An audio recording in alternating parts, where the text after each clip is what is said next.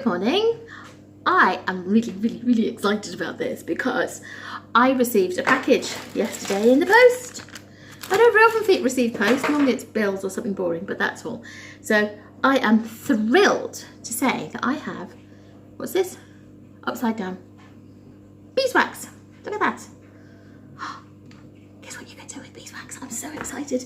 You can get rid of cling film. Yay! Start saving the earth. So I have spent this morning cutting up material. I bought 4 of these. There's 4. It's about £4. So they're about £1 each. No, yeah. And it cost me £2.99. So I'm really thrilled with that. And what you have to do is you have to grate. So I've been grating. I've got a manky old tray that I used for marble painting and finger painting with the children when they were young, and so I don't have any problems with it getting covered in wax. And then I've been grating like that. Now it's not the easiest of tasks, but it's also not the most difficult. It's just a bit time-consuming, but it will be worth it. I promise you. Right, I'm done. It's taken me a few minutes, about 5 minutes to grate one. Now for those of you, there it is grated, okay. Tom has just come in thinking it was cheese. I had to warn him off very quickly. I told him if he thought it was cheese, it'd be stale cheese because it's quite hard and the like. Now then, for those of you who are worried about your grater, I've just dunked this in the hottest water I could possibly muster out of the immersion heater, and it's come up clean, absolutely immaculate. Okay, now then, if, however, I die of wax poisoning, I will tell you, okay? But if you are one of those people that worries about this kind of thing, and it's a perfectly valid worry, if you sort of think you want to keep things separate, graters, they're 2 a penny, aren't they? I mean, you can pick them up at car boots, or, I mean, they're not exactly expensive. Get yourself a second one, or borrow your enemies. Ha! Let them suffer. So anyway, we're sorted. I have grated the cheese. Got cheese on the brain now. I have grated the one of these wax stones, blocks, and I've come up with a fair quantity. I think that's quite a lot. That'll probably do all. That's probably all I need. It's on greaseproof paper because I just thought that was the best way to store it. I have put, let's move that out of the way, a couple of my favourites. What I've done is I have got my biggest piece of material, which incidentally, if I haven't already said, is an old pillowcase that I have cut up. Now, I haven't told my husband I've cut up the pillowcase. He knows I'm going to do wax melts at some point because I've been harping on about this for weeks. But he doesn't know I'm using a pillowcase. But then he didn't know that I was using the shower curtain when I made my bag that folded up into a pocket. He noticed when I handed him the shower curtain and it had a bag-sized hole in the middle. Not probably the best thing to do. You probably should tell your husbands or your wives, if you're a husband that's doing this, what you intend to do and what you intend to use. But I don't. I just get on with it. Now then, what you do need is your material. I've got a fair bit. I still got more of the pillowcase to cut up, but I just thought I'd do different sizes. And this pillowcase is eons old. I mean, you can tell. It's a. Those of you who are gasping at me at the moment, is a retro pillowcase. I apologise, but anyway. And you need a grater to grate your wax. If you were that way inclined, you can buy it already grated, but it's a bit more expensive, and I wanted to go hardcore. You need scissors to cut out the material in the first instance, because I have found out if you try and cut round things with pinking shears, it's a nightmare. So you need scissors, pinking shears, and all that does, what the pinking shears do is stop it from fraying, stop the material from fraying. If you just cut it, you're going to have frayed edges. So the pinking shears are good. If you're one of these people that wants to sew everything, you can sew the edges or whatever, or you could just have like a frilly edge. It will just eventually get small. What else do you need? An iron, which at the moment is currently heating up. Set to the hottest setting, not the coldest. I've been stood here 5 minutes waiting for it to heat up, realising that I'd actually put it on the coldest setting. So it's now on the hottest setting, and I've taken the steam off. So hopefully it's not going to steam everywhere. Is that everything? I think so. You need an element of sanity, which I haven't got even remotely a section of, but that's fine.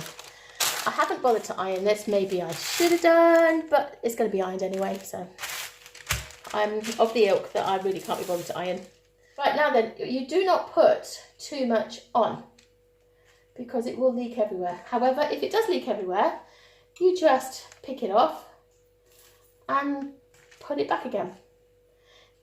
The thing with wax is that it's got a very low heat resistance. So what it will do is it will melt very quickly. Wax candles, that kind of thing. Okay, and so you can just peel it off, put it back in here and use it for the next one. But I'm trying this because I want to get rid of cling film. I don't like cling film. My husband hates cling film. He can never uncling the cling film, so I just end up with a mangled bit of plastic on a roll, and I'm fed up with it.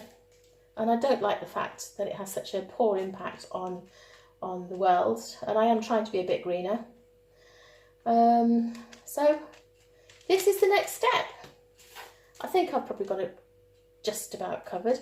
If you haven't got enough on, you can just redo it and you add a bit more. And if it has got enough on or too much on, as I say, you just pick it off and put it back again.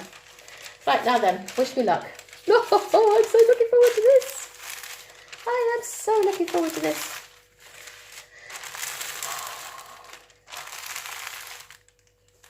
I'm so excited, can you tell? Right, here we go.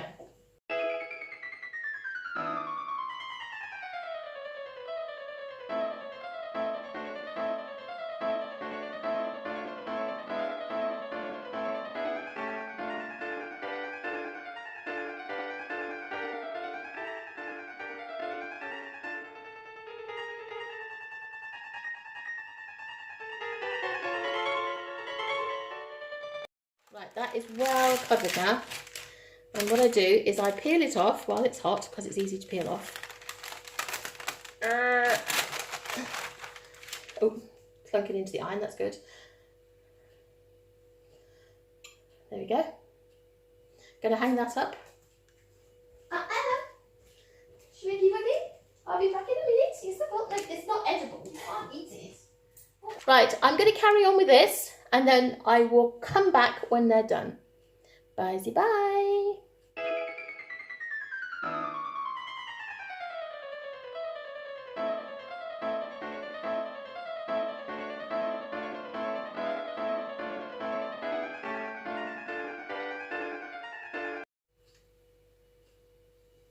Right then, I've finished.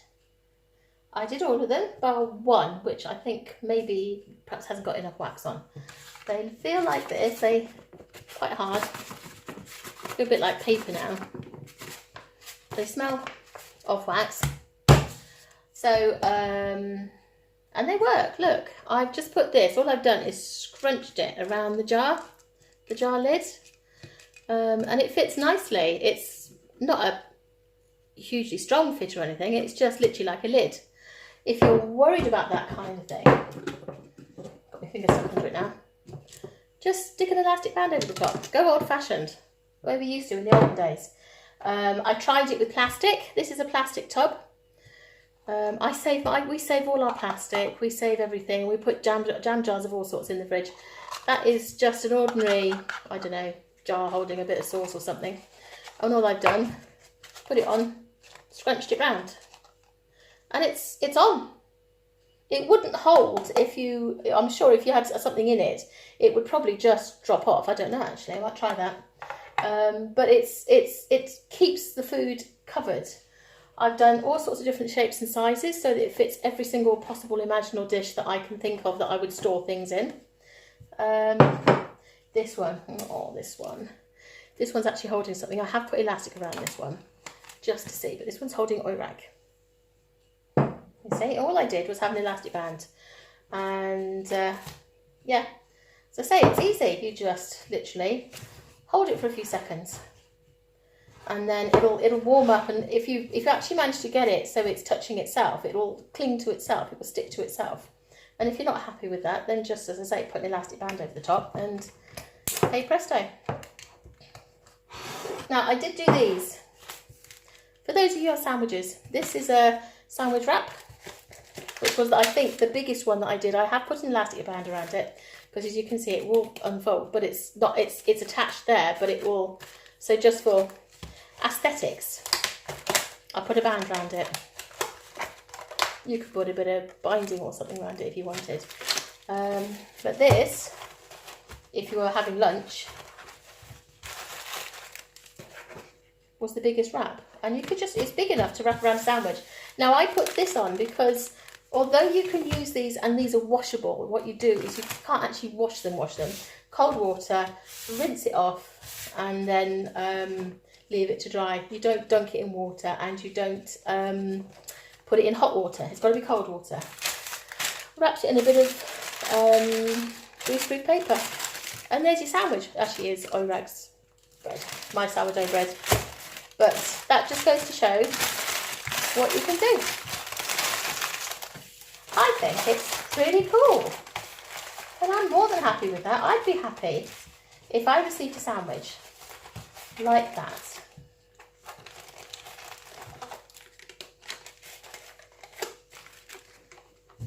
For lunch. There we go, folks. How's that? I think that's brilliant. Okay, take care. Bye-bye.